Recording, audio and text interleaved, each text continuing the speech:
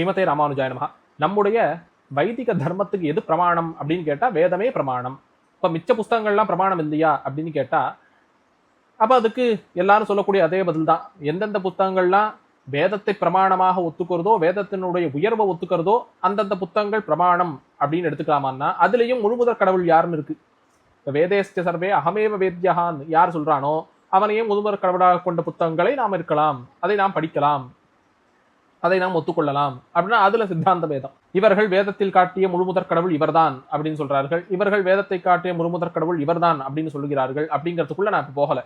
இப்போ முக்கியமா நம்ம தெரிஞ்சுக்க வேண்டிய விஷயம் என்னன்னா, வேதம் உயர்ந்தது அப்படின்னு சொல்றதை விட வேதமே உயர்ந்தது அப்படின்னு சொல்றதுதான் ரொம்ப முக்கியம். ஏன்னா முக்கிய பிரமாணம் மூல பிரமாணம்னா அது வேதம் தான். ஆமா, வேதம் மூல பிரமாணம், இதுல எந்த பிரச்சனையும் இல்லையே அப்படின்னா வேதத்தை விட உயர்ந்த பிரமாணம் ஒண்ணு உண்டுங்கிறது கிடையாது. அதுதான் அடுத்து சொல்ல வேண்டிய விஷயம். அப்போ எந்த ஒரு நூலுமே வேதத்தை போற்றக்கூடிய நூலாகத்தான் இருக்கும் நம்முடைய சம்பிரதாயத்துல. இப்போ ஒரு நூல்னு எடுத்துட்டோம்னு வச்சுக்கோமே, அது என்ன பக்தி இலக்கியங்களாகட்டும், மகாபாரதமாகட்டும், ராமாயணமாகட்டும், மிச்ச புராணங்களாகட்டும் எல்லாமே வேதத்தை போற்றக்கூடிய நூலாகத்தான் இருக்கிறது. அப்படி இருக்கும்போது சில நூல்கள்லாம் இது வேதத்தை காட்டிலும் உயர்ந்தது அப்படின்லாம் சொல்லி கேள்விப்படுறோமே அப்படின்னு பார்த்தா அந்த இடத்துல நாம ஒரு விஷயத்தை கவனிக்கணும். நமக்கு சுலபமாக அர்த்தத்தை கொடுக்கக்கூடிய நூல்கள், நாம சுலபமா விஷயத்தை புரிஞ்சுக்கணுங்கிறதுக்காக மகான்கள், மகரிஷிகள், ஆச்சாரியர்கள் இவர்கள் பண்ணின நூல்களுக்கு நாம் அந்த உயர்வை கொடுத்து வச்சிருக்கோம். இப்போ எங்கள்ல இருக்கு அருளிச் செயல் இருக்கு. ஆழ்வார்களையும் அருளிச் செயல்களையும் தாழ்வாக நினைப்பவர்கள் நரகில் வீழ்வார்கள், அது வேதமே அப்படின்னு தான் நாங்கள்லாம் கொண்டாடுறோம். அப்படின்னு இருக்கும்போது இதெல்லாம் வேதத்தை காட்டிலும் உயர்ந்ததுன்னு சில விஷயத்த சொல்றோமே அப்படின்னு பார்த்தா இந்த ஒரு விஷயத்த சொல்றேன், நல்லா புரிஞ்சுங்கோ. வேதத்துல மாத்ருதேவோ பவ அப்படின்னு இருக்கு. என்ன அர்த்தம் அதுக்கு? நேரடியாவே சொல்லலாம், அம்மாவே தெய்வம், அம்மாவை தெய்வமாக பாரு அப்படின்னு இருக்கு. ஓ, அம்மாவே தெய்வமா? ஒருத்தனுக்கு அவனுடைய தாய் தெய்வமா அப்படின்னு கேட்டா ஆமா ஆமா அப்படின்னா அவன் என்ன பண்றான்? அடுத்து தெய்வத்துக்கு உண்டான லட்சணங்கள்லாம் பாக்குறான். உலகத்தையே படைத்து காத்து அழிக்கக்கூடியது தெய்வம், பிறப்பு பிணி மூப்பிறப்பு இல்லாதது தெய்வம் அப்படின்னா எங்க அம்மா கிட்ட போய் நான் அதெல்லாம் எதிர்பார்க்க முடியாது. உனக்கு பிறப்பு பிணி மூப்பிறப்பு எல்லாம் இருக்கக்கூடாதே, உன்னை வேதம் தெய்வம்னு சொல்லியிருக்கேன், தெய்வத்துக்கு இதெல்லாம் கிடையாதுன்னு கேட்க முடியுமா? உனக்கு உங்க அம்மா தெய்வம் எப்படி சொல்றது அப்படின்னா இருக்கிறதுலயே உயர்ந்த விஷயம் ஏதோ அதோட தான் இன்னொரு விஷயத்த கம்பேர் பண்ணி சொல்ல முடியும்.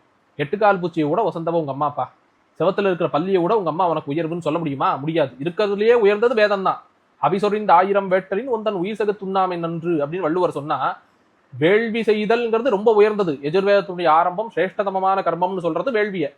அப்படி வேள்வி 1000 வேள்வி செய்யறதும் அசைவம் சாப்பிடாம இருக்கிறதும் ஒண்ணுதான்ப்பா அப்படின்னு வள்ளுவர் உயர்ந்த விஷயத்தோட தான் ஒன்னு கம்பேர் பண்றார். அப்ப அம்மாவை தெய்வத்தோட தான் கம்பேர் பண்ணி சொல்ல முடியும்.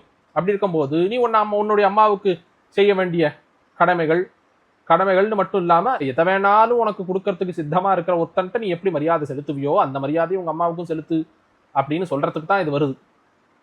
உனக்கு உன் அம்மா தெய்வம், எனக்கு உங்க அம்மா தெய்வம்னு சொல்ல முடியுமா? நான் வேணா கூப்பிட்டுக்கலாம், அம்மா வாங்குவோம் நமஸ்காரம்னு சொல்லலாம், நான் தெய்வமா பார்க்க முடியாதானே? நீ எப்படி பார்க்கணும்?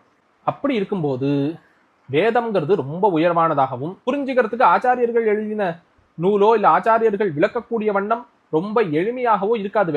வேதம்னா மந்திரத்தை நொற்று பண்ணணும், அதுக்கப்புறம் பாஷ்ய கிரந்தங்கள்லாம் வாசிக்கணும், வியாக்கரண ஞானம் இருக்கணும், நிருத்தம் தெரிஞ்சிருக்கணும், இப்படிலாம் நிறைய விஷயங்கள் இருக்கு அதுல. அதனால மகரிஷிகள்லாம் அதை பிரிச்சு கொடுத்தார்கள், அதுல இருக்கக்கூடிய சாரத்தை புராணமாக கொடுத்தார்கள். அந்த புராணத்தை அடியொற்றி வேதத்தை அடியொற்றி சம்பிரதாய கிரந்தங்கள் நிறைய வந்தது.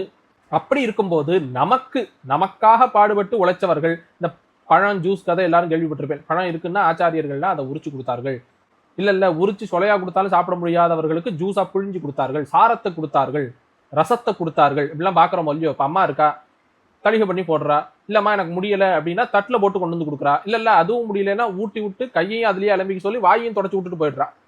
அப்படி இருக்கு. அப்படிப்பட்டவர்கள் தான் ஆச்சாரியர்கள். வேதத்துல இருக்கிற விஷயத்தை எந்தெந்த அளவுக்கு புரிஞ்சுக்க முடியும் அந்தந்த அதிகாரிகளுக்கு அவர்களுக்கு தகுந்த மாதிரி, உத்தமாதிகாரிகள் மத்தியமாதிகாரிகளுக்கு அதற்கு தகுந்த மாதிரி அந்த விஷயத்தை சாரமாக எடுத்து கொடுத்திருக்கிறார்கள். அப்படிங்கிறது தான் அதுல விஷயம். அப்போ அந்த சாரமும் ரசமும் உனக்கு சிரேஷ்டமான விஷயம். நான் போய் ரொம்ப கஷ்டப்பட்டு பாடா படுறதை விட இப்படி ஒருத்தர் எனக்கு கொண்டு வெயில்ல வந்தேன், ரொம்ப தாகமா இருக்கு, ஒருத்தர் ரசத்தை கொடுத்தார் குடிச்சிட்டேன், ரசம்னா ஜூஸ், ஆரஞ்சு ஜூஸை கொடுத்தார் குடிச்சிட்டேன், இது ஒரு அனுபவம், கொடுத்தவருக்கு ஒரு நமஸ்காரம், எனக்கு ரொம்ப உயர்ந்த விஷயத்த பண்ணிட்டார் இப்போ இல்லையா? அப்போ இது உயர்ந்தது, கொடுத்தவர் உயர்ந்தவர், இது ரெண்டும் நமக்கு போறோம்னு நினைச்சிடக்கூடாது. இவருக்கு மட்டும் எங்கேருந்து வந்தது? மூலம்னு ஒண்ணு இருக்கு, விருட்சம்னு ஒண்ணு இருக்கு, பலம்னு ஒண்ணு இருக்கு. அந்த பலத்தை போய் பறிச்சுக்கோ அப்படின்னு சில பேருக்கு, பறிச்சுட்டு வந்து பழத்தை கொடுக்கறது சில பேருக்கு, அந்த பழத்தை உரிச்சு கொடுக்கறது சில பேருக்கு, சொலையை எடுத்து கொடுக்கறது சில பேருக்கு, புளிஞ்சு கொடுத்தது சில பேருக்கு. இப்படி அந்தந்த அதிகாரிகளுக்கு தகுந்த மாதிரி மத்தெவ்வுயிருக்கும் செந்தன்மை பூண்டொழுகலாம் அந்தணன் என்பான் அறவோன். அப்படி இருக்கும்போது மூலப்பிரமாணம் வேதமே. அனாதி அபௌருஷேய ஸ்வதப் பிராமாண்ய இந்த மாதிரி விஷயங்கள் வேதத்துக்கு தான் நேரடியா பொருந்தும். மிச்ச விஷயங்களுக்குலாம் வேதம் பிரமாணம். ஸ்ரீராமாயணத்துக்கு வேதம் பிரமாணம், பாரதத்துக்கு வேதம் பிரமாணம், மிச்ச புராணங்களுக்கு வேதம் பிரமாணம். இது அத்தனையுமே வேதத்தை போற்றி பணிந்து வேதத்தை துதித்து பாடக்கூடிய விஷயங்கள். வேதம்னு சொன்னா வேற இல்ல, பெருமாள்னா வேற இல்ல. அந்த இடத்துல புரிஞ்சுக்கணும். பிரம்மனாலும் வேதம் தான், பிரம்மனாலும் நாராயணன் தான்.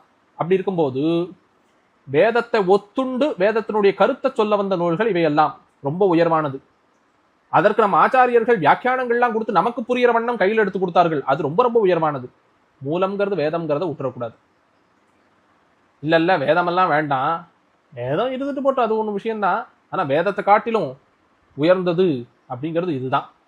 வேதம் ஒரு பிரமாணம்னா ஃபர்ஸ்ட் பிரமாணம் வேதத்தை காட்டும். அதாவது வேதத்தை காட்டிலும் சிறந்தது எனக்கு, ஏன்னா எனக்கு புரியுற மாதிரி எங்க ஆச்சாரியர் கொடுத்துட்டாரு, அதனால இந்த நூல் வேதத்தை காட்டிலும் எனக்கு சிறந்ததா தெரியுது அப்படின்னா தப்பே இல்லை. அதுல உலகத்துக்கே பொதுவா வேதம்ங்கிறது 2ஆம் கட்ட பிரமாணம் தான், அதை காட்டிலும் உயர்ந்த ஒரு நூல் இருக்கு இதுதான் அப்படின்னு காட்ட முடியாது. வேதம்ங்கிற உயர்ந்த விஷயத்தினுடைய சிறப்பை நமக்கு எளிமைப்படுத்தி கொடுத்த இந்த நூல் நமக்கு சிறந்தது, உயர்ந்தது வேதம், சிறந்தது இது அப்படின்னு வேணா நம்ம வச்சுக்கலாம். அனைத்துக்கும் ஆதாரமானது வேதமே. தொம்மே அகம்மே குதஸ்தது ததாபி குதஹா இதம் வேத மூல பிரமாணாது. வேதமே மூல பிரமாணம் அப்படிங்கிறதுல நமக்கு அப்பிராமான்ய புத்தி இருக்கவே கூடாது. வேதத்தில் இருக்கிற வசந்த விஷயத்த நமக்கு புரியுற மாதிரி மகரிஷிகள், அடுத்தடுத்து வந்த ஆச்சாரிய சார்வபௌமர்கள் நமக்கு எடுத்து கொடுத்தார்கள், நாம தப்பிச்சோம். இதிகாச புராணாபியாம் வேதம் ச உபபிரம்மையே. வேதத்துக்கு துணை நூல்களாக நம்முடைய சம்பிரதாய கிரந்தங்கள், இதிகாச புராணங்கள், ஸ்மிருதி கிரந்தங்கள் இதெல்லாம் இருக்குன்னு சொன்னாதான் அது சரியே தவிர வேதத்தை காட்டிலும் ஒரு விஷயம் உயர்ந்தது அப்படின்னு நம்ம சொல்றது கிடையாது. நம்ம ஆச்சாரியர்களும் அதை ஒத்துக்கொள்வது கிடையாது. ஸ்ரீமதே ராமானுஜாய நமஹ.